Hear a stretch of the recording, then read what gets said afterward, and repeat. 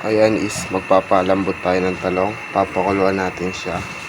Ang eggplant, which is meron siyang carbs, fibers, and vitamins to help sa ating katawan. Nag-prepare tayo ng dalawang medium size ng talong, and then papalambutin natin siya para matanggal natin yung balat at maprito natin siya. And then ayan, babalatan natin siya. Pwede natin siyang balatan dahil malambot na ang eggplant. Para ma-prepare na natin.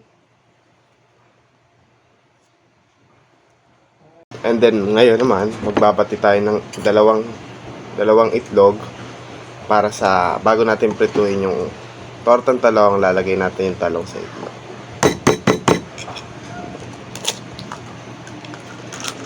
Ayan lang siya, yung dalawang itlog. Lalagyan din natin siya ng salt and pepper, onti lang, yung saktuan lang sa dalawang itlog. Ayan, ilagay natin. And then batihin na natin siya ng batihin hanggang sa maging yellow na lahat. And then ang itlog is, which is meron siyang protein, fats, and vitamins.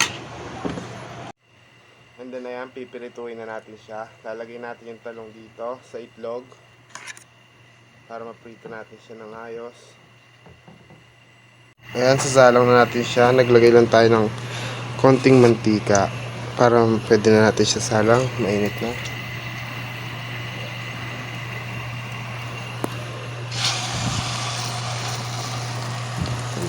Lagyan lang natin siya ng konting itlog.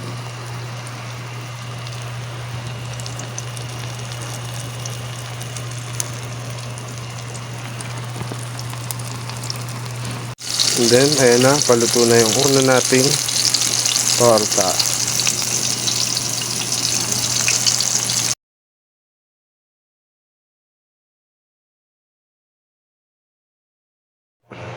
And ito naman is, magpe-prepare tayo ng tomato salad. Ang tomato, which is meron siyang vitamin C and potassium.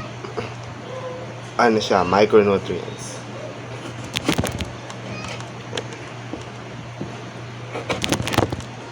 Ang tomato salad is makakatulong din siya sa all about nutrition, sa diet. And then naugasan na natin siya bago natin siya hiwain. And then lalagay lang natin siya sa mangkok. Sama-samahin lang natin siya. And then 2 pieces ng tomato ang ilalagay natin.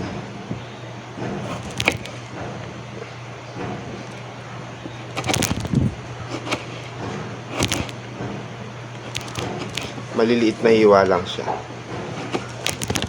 Yung cubes siya kung sakali.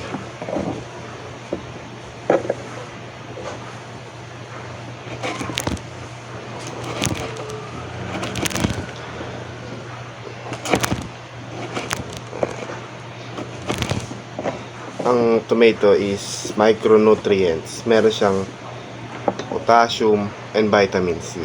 And then, lagyan naman natin siya ng isang sibuyas. Ang sibuyas naman is micronutrients din, and meron siyang antioxidants. Isang sibuyas lang, balatan natin siya. And then hiwain lang din siya sa maliliit na pieces.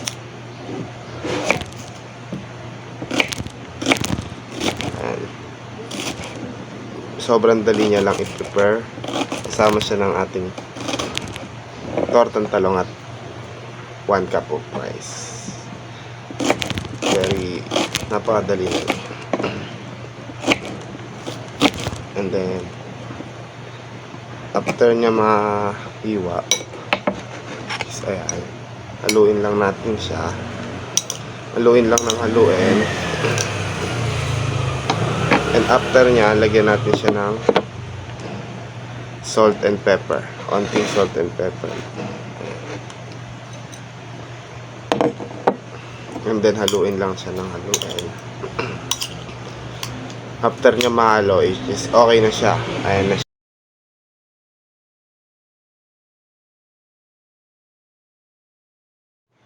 Okay, ngayon ipiprepare na natin siya para makain na natin ang ating niluto.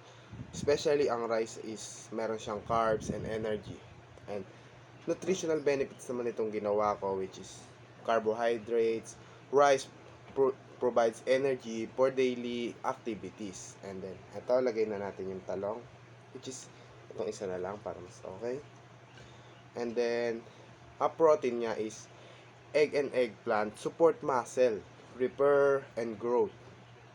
Ayun. And then, ang fats naman, which is the cooking oil and egg contribute healthy fats for brain function. And then, micronutrients, tomatoes and onions are rich in nutrients and are rich in vitamins. Vitamin C, potassium, and antioxidants. And vitamins and minerals niya naman, which is vitamins and minerals, eggplant contains B vitamins, manganese, and potable for overall health. And that's all. And that's all my explanation for this. And then, eto na-prepare na natin siya. Which is, ang niluto natin ngayon, which is tortang talong with tomato salads and 1 cup of rice. And this is the final product natin. Ito yung final na niluto natin, which is tortang talong